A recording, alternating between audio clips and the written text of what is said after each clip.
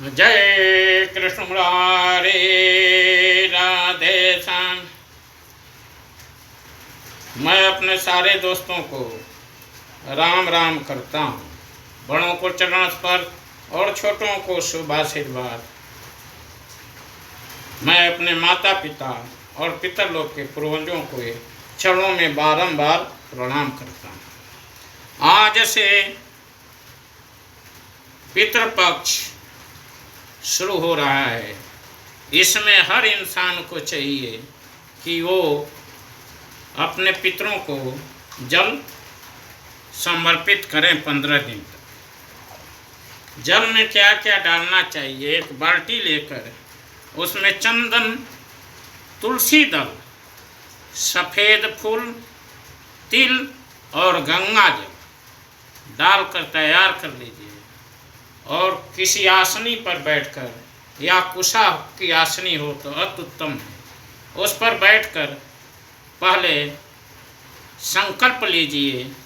यदि आपको गोत्र का नाम मालूम है तो गोत्र का नाम लीजिए, परवर का नाम मालूम है परवर का नाम लीजिए, अपना नाम लीजिए। यदि नहीं मालूम है तो अमुक गोत्र, अमुक परवर और अपना नाम लेकर पहले सबसे पहले पूर्वमुखी होकर संकल्प लीजिए। संकल्प लेने से पहले आचमनी कर लीजिए। ओम केशवाय नमः, ओम माधवाय नमः, ओम नारायणाय नमः, ओम हृषयाय नमः, ओम गोविंदाय नमः। फिर गायत्री मंत्र से दाहिने तरफ अपना हाथ धो लीजिए। ओम भूर्भुवः स्वः तत्सवितुर्वरेण्यं भर्गो देवस्य धीमहि धियो यो न प्रचोदयात्। हरि ओम। उसके बाद गायत्री मंत्र से अपने को शुद्धि कर लीजिए। ओम भूर्भुवः स्वः तत्सवितुर्वरेण्यं भर्गो देवस्य धीमहि धियो यो न प्रचोदयात्। हरि ओम। फिर दाहिने हाथ में पवित्री धारण कर लीजिए। कुशा की न हो तो आम की बनाकर कर लीजिए। उसके बाद हाथ में जल, सफ़ेद चावल और सफ़ेद फूल लेकर इस प्रकार संकल्प कीजिए। भारद्वाज गोत्र त्रिपरवर विजय कुमार दुबे, मैं अपने पितरों के कल्याण के लिए, अपने कर्तव्य के पालन करने के लिए, भगवान नारायण की प्रसन्नता के लिए अपने पितरों को जल दे रहा। फिर दक्षिण मुखी होकर जनेऊ बाएं कंधे पर और गमछा बाएं कंधे पर डालकर कोई पात्र लेकर उसमें हर के नाम पर 3-3 बार जल अंजलि से दीजिए। जैसे पितामह इदं जलम तस्मै स्वाधाय नमः, स्वाधाय नमः, स्वाधाय नमः। प्रपितामह इदं जलम तस्मै स्वाधाय नमः, स्वाधाय नमः, स्वाधाय नमः। मातामही इदं जलम तस्मै स्वाधाय नमः, स्वाधाय नमः, स्वाधाय नमः। पितामही इदं जलम तस्मै स्वाधाय नमः, स्वाधाय नमः, स्वाधाय नमः। प्रपितामह इदं जलम तस्मै स्वाधाय नमः, स्वाधाय नमः, स्वाधाय नमः। प्रपितामह तस्मै जलम इदं जलम तस्मै स्वाधाय नमः, स्वाधाय नमः, स्वाधाय नमः। मातामही इदं जलम तस्मै स्वाधाय नमः, स्वाधाय नमः, स्वाधाय नमः। प्रपितामही इदं जलम तस्मै स्वाधाय नमः, स्वाधाय नमः, स्वाधाय नमः। प्रमातामही इदं जलम तस्मै स्वाधाय नमः, स्वाधाय नमः, स्वाधाय नमः। प्रमातामही इदं जलम तस्मै स्वाधाय नमः, स्वाधाय नमः, स्वाधाय नमः।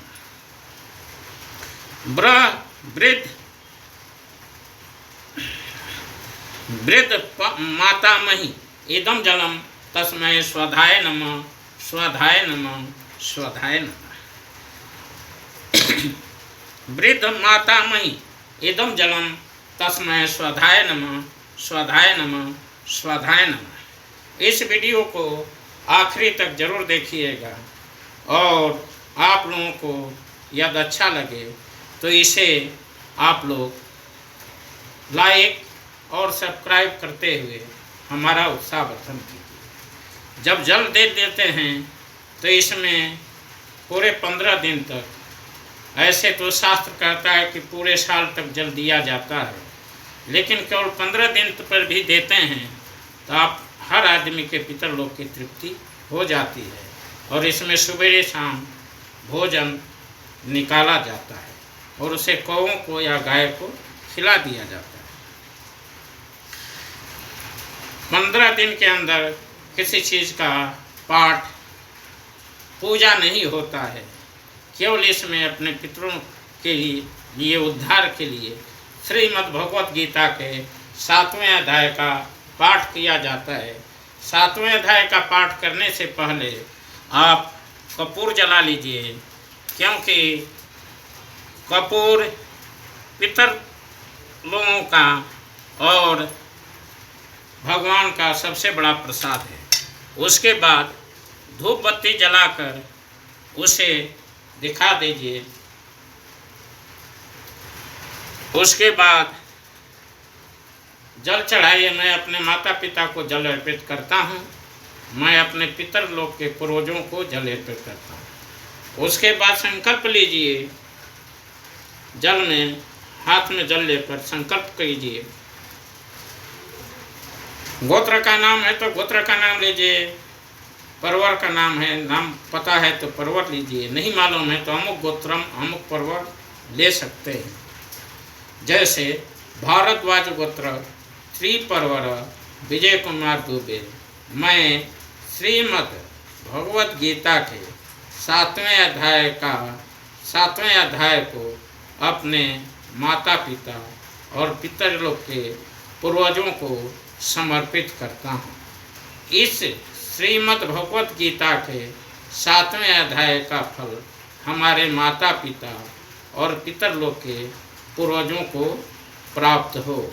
जय कृष्ण मुरारी राधे श्याम। आप 7वां अध्याय पढ़ने के पहले इसका महात्म्य जानना जरूरी है कि आखिरकार पितरपक्ष में 7वें अध्याय का इतना बड़ा महत्व क्यों है, कैसे। तो आते हैं 7वें अध्याय का महात्म्य पर। भगवान शिव कहते हैं, पार्वती मैं अब 7वें अध्याय का महात्म्य बतलाता हूँ। पाठ जिसे सुनकर कानों में अमृत रास भर जाती है। पाटलिपुत्र नामक एक दुर्गम नगर है, जिसका गोपुर द्वार बहुत ऊंचा है। उस नगर में शंकुकर्ण नामक एक ब्राह्मण रहता था। उसने वैश्य वृत्ति का आश्रय लेकर बहुत धन कमाया, किंतु न तो कभी पितरों का तर्पण किया और न देवताओं का पूजन। वह धनोपार्जन में तत्पर होकर राजाओं को ही भोज दिया करता था। एक समय की बात है, उस ब्राह्मण ने अपना चौथा विवाह करने के लिए पुत्रों और बंधुओं के साथ यात्रा की। मार्ग में आधी रात के समय जब वह सो रहा था, एक सर्प ने कहीं से आकर उसकी बाह में काट दिया। उसके काटते ही ऐसी अवस्था हो गई कि मणि, मंत्र और औषधि आदि से भी उसके शरीर की रक्षा असाध्य जान पड़ी। तत्पश्चात कुछ ही क्षण में उसके प्राण पखेरु उड़ गए। बहुत समय के बाद वह प्रेत सर्प योनि में उत्पन्न हुआ। उसका चित्त धन की वासना में बधा था। उसने पूर्व वृत्तांत को स्मरण करके सोचा, मैंने जो घर के बाहर करोड़ों की संख्या में अपना धन गाड़ रखा है, उससे इन पुत्रों को वंचित करके स्वयं ही उसकी रक्षा करूँगा। एक दिन सांप की योनि से पीड़ित होकर पिता ने स्वप्न में अपने पुत्रों को के समक्ष आकर अपना मनोभाव बताया। तब उसके निरंकुश पुत्रों ने सवेरे उठकर बड़े विस्मय के साथ एक दूसरे से स्वप्न की बातें कही। उनमें से मझला पुत्र कुदाल हाथ में लिए घर से निकला और जहाँ उसके पिता सर्प योनि धारण करके रहते थे उस स्थान पर गया।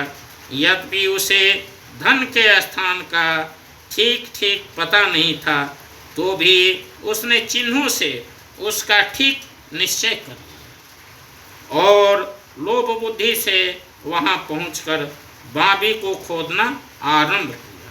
तब उस बाबी से बड़ा भयानक सांप प्रकट हुआ और बोला, ओ मूढ़, तू कौन है? किस लिए आया है? क्यों बिल खोद रहा है? अथवा किसने तुझे भेजा? ये सारी बातें मेरे सामने बता।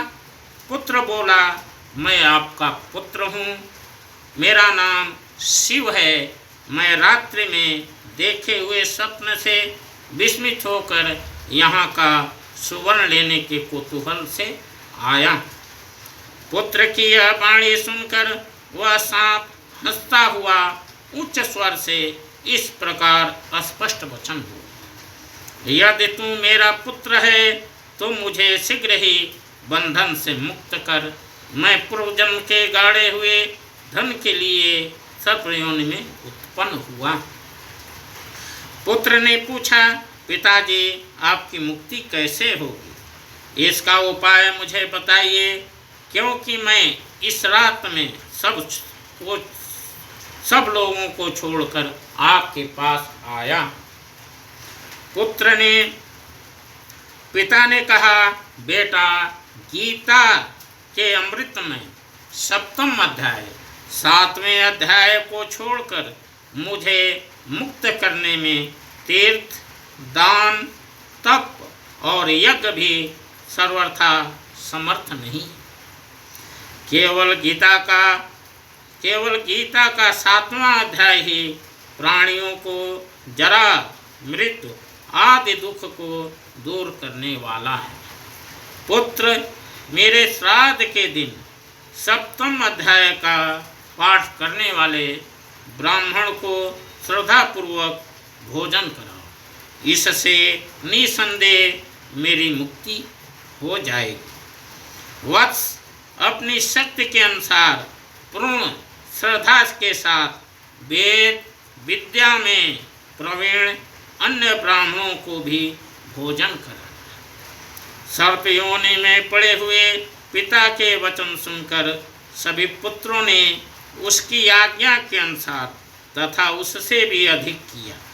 तब शंकुकर्ण ने अपने सर्प शरीर को त्याग कर दिव्य देह धारण किया और सारा धन पुत्रों के अधीन कर दिया। पिता ने करोड़ों की संख्या में जो धन बांट कर दिया था, उससे वे सदाचारी पुत्र बहुत प्रसन्न हुए। उनकी बुद्धि धर्म में लगी हुई थी, इसलिए उन्होंने बावली, कुआं, पोखर, यज्ञ तथा देव मंदिर के लिए उस धन का उपयोग किया और अन्नशाला भी बनवाई। तत्पश्चात 7वें अध्याय का सदा जप करते हुए उन्होंने मोक्ष प्राप्त किया। पार्वती, यह तुम्हें 7वें अध्याय का महात्म्य बताया गया है, जिसके श्रवण मात्र से मानव सब पातकों से मुक्त हो जाता है जय कृष्ण मुरारी राधे श्याम। कल की प्रस्तुति में सप्तमों अध्याय 7वां अध्याय क्या है उसकी प्रस्तुति आप लोगों के सामने देंगे। आप लोग कृपया इस वीडियो को लाइक और सब्सक्राइब करते हुए हमारा उत्साहवर्धन कीजिएगा। जय कृष्ण मुरारी राधे